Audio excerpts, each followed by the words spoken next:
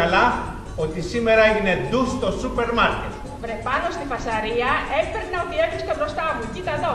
Κατεψυγμένα κεφαλάκια κουνελιών. Πάντως εγώ δεν έχω γίνει ακόμα σκύλος και αρνιέμαι να τα φάω αυτά.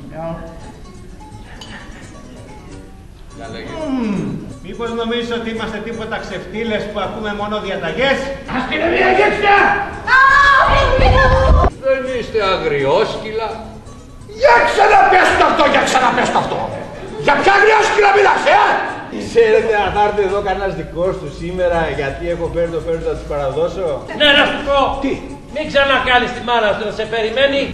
Αν έχουν την κοιλιά από την γυναίκα, την έχουν ανοίξει από πριν δηλαδή, του βάζουν μέσα, του τακτοποιούνε καλά, την ηράβουνε.